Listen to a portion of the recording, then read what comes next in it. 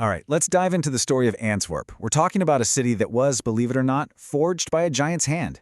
A city defined by a river, and one that's literally built on diamonds. For more than 1,000 years, its fortunes have ebbed and flowed with the tides of the River Scheldt, creating this incredible legacy of pure resilience. So you might be asking yourself, how on earth does a city get its name from a giant's severed hand? And no, that's not a joke. To really get Antwerp, you have to start with this absolutely wild foundational myth. The answer, as you'll see, gets us right to the very heart of the city's identity. So let's start right there, with that origin story.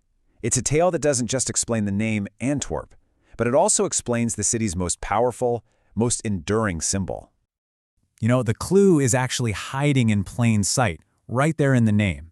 In Dutch, Antwerpen literally breaks down into handwerpen, which means hand-throwing. And yeah, as you can probably guess, there's a very specific, very cool story behind that. Okay, so the legend goes like this. A fearsome giant named Antigoon basically controlled the river. He demanded this crazy toll from every boat that tried to pass. If you didn't pay up, well, he'd cut off your hand. Simple as that.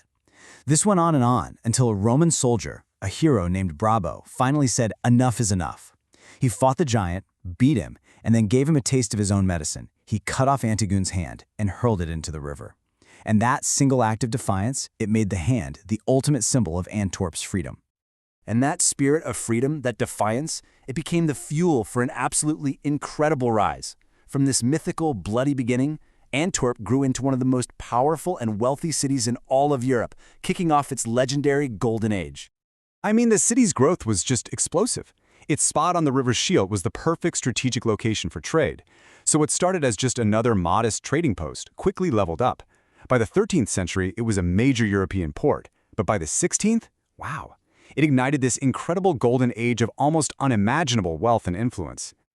And man, what an age it was. For a while there, Antwerp was arguably the economic center of the entire world. International bankers all set up shop here. The world's first stock market-style exchanges popped up, and goods like gold, silver, and spices just poured through its docks. But it wasn't just about money. It was a cultural hotspot, a place for big thinkers, and of course, home to the master painter Peter Paul Rubens. And this era of immense wealth wasn't just some abstract thing in a history book. It was literally built into the city's skyline. You can still feel that power, that confidence today when you stand in front of the magnificent Cathedral of Our Lady or the Grand City Hall. They're monuments to that golden era. But what goes up must come down. And just as quickly as Antwerp rose, it faced a truly catastrophic fall. This next chapter marks a dramatic and honestly, devastating turning point for the city. It all came down to one single year, 1585. A year that changed absolutely everything and triggered a decline that would last for centuries. So what happened? Well, it was kind of a perfect storm. During the religious wars that were sweeping across Europe, Antwerp was conquered by Spanish forces. Now, in a brilliant strategic move, their rivals, the Dutch, blockaded the Scheldt River. And that was the fatal blow. The city's lifeline to the sea was just cut. Its trade was completely choked off, and its golden age came to a sudden, brutal end, as pretty much everyone with money or talent, merchants, artists, bankers, fled the city. The result was immediate. As Antwerp's economy just collapsed, all of that talent and money fled north. And where did they go? Amsterdam. Amsterdam welcomed them with open arms, basically using their expertise to kickstart its own golden age. Antwerp's loss was quite literally Amsterdam's gain. A complete reversal of fortune. But hey, if you think that's the end of the story, you'd be dead wrong. True to the spirit of its founding myth, Antwerp began a long, determined comeback. This is the story of its rebirth. Now, this comeback was a long, hard slog. I mean, for over 200 years, the city basically languished. But in the 19th century, the Scheldt finally reopened. This lined up perfectly with the Industrial Revolution, which breathed new life into the city with modern docks and railways. Even the utter devastation of 2 world wars couldn't break its spirit.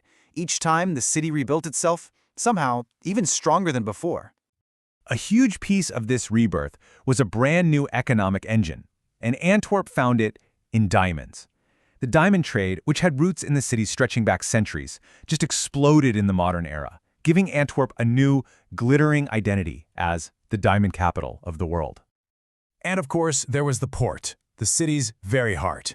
As a key strategic asset, it was just hammered in both world wars. I mean, heavily bombed. Yet each time, out of the rubble, it was rebuilt bigger, better, and more efficient, eventually becoming one of the largest and most important ports in all of Europe. Which brings us right up to the present day, where this really complex history of triumph, of tragedy, of sheer grit has forged the vibrant, modern city that we see today. You know, when you walk through Antwerp today, it really feels like you're walking through layers of time. You've got these incredible medieval guild houses standing right next to bold, modern architecture. The historic cathedral still watches over a city, but now it's a city with a fashion district that sets global trends. It's that blend of old and new that makes the city so incredibly dynamic. So what's driving the city now? Well, the port is still the undisputed king, that's for sure. And the diamond trade is still a massive player. But look at how much has changed. Fashion, art, and a global creative culture now make up a huge part of the city's identity and its economy. It's a perfect example of how the city has diversified to survive and, well, to thrive. So when you look at its entire history, from a giant's hand to a global hub, the one constant is this incredible cycle. Antwerp's story is the ultimate narrative of rise, fall, and then, against all odds, rebirth. Which kind of leaves us with one final big question. Looking at Antwerp's incredible story, what is the true source of a city's resilience? Is it a strategic river, a valuable trade good, or is it something else, something in the people themselves? It really makes you wonder what allows some places to bounce back from total catastrophe, while others just fade away. Something to think about.